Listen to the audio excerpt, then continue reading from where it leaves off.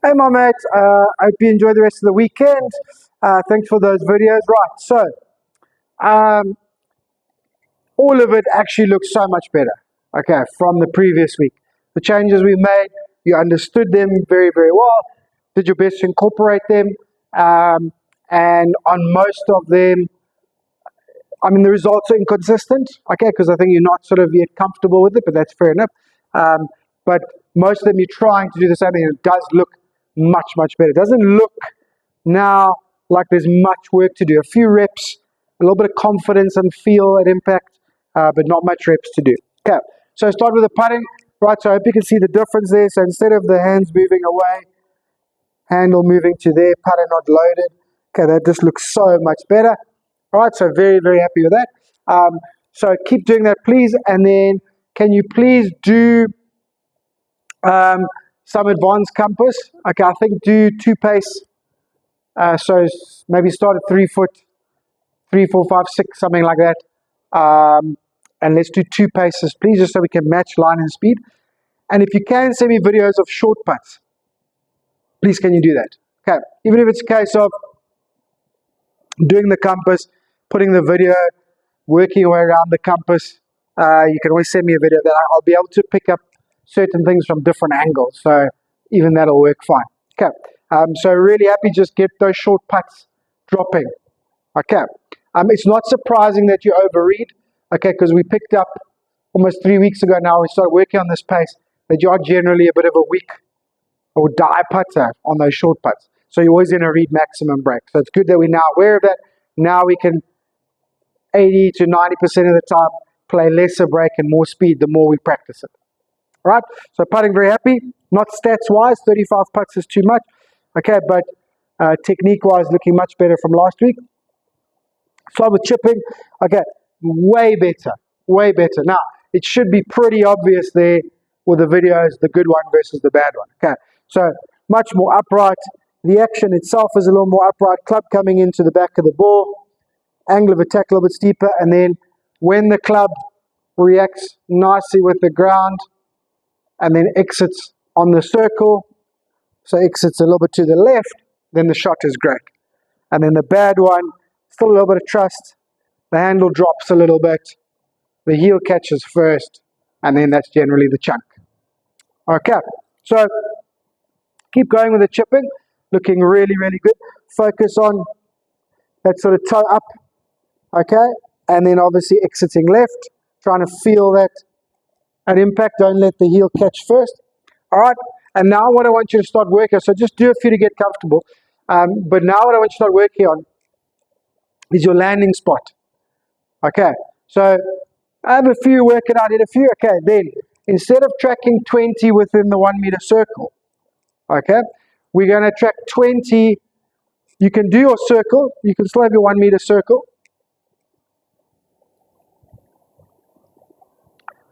Okay, but work it out on your landing spot. So you can put the tees there. Okay, and work it out where your landing spot is. Right, with the pitching wedge, it's going to be about a third of the way, I would say. Okay, should be about a third of the way, 2/3 roll out, something like that. All right, and then, so do it with a landing spot, right? So you do 10 reps. How many times did I land it in my landing spot? Doesn't matter if the landing spot is correct or not. Okay, can you land it in your landing spot out of 10? Right, that's the first round. Second round, now you should have figured out your correct landing spot. You move those away, move them back to the hole, and then again out of 10, how many finished where we wanted to go. Okay, so does it make sense? So you got a little chip and run there, pitching wedge.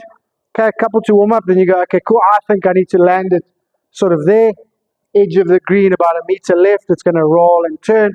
Put your landing spot there. Out of 10, how many landed in that landing spot? Doesn't matter where they finished. Okay, then move all of that. Put your little 1 meter circle around the hole. And the second 10, how many finished? Okay, now you should have an idea of your landing spot. Okay, I hope that makes sense. Right. If you have the time, okay, I'd like you to do the same round, okay, with the sandwich, with a 56. All right. Sandwich should be about 50-50, halfway. Again, 10 with a landing spot, 10 with a end result. Okay, exactly the same technique. exactly the same techniques. The ball's just going to behave a little bit differently. Okay, we're talking about 15, 20-yard shots. All right, okay, right, into the pitching. Okay, sort of better. Now, you got quite good here with the pitching. Okay, but the hands are still too low. Got to get those hands up. Okay, I know it feels sort of awkward, but that's fine.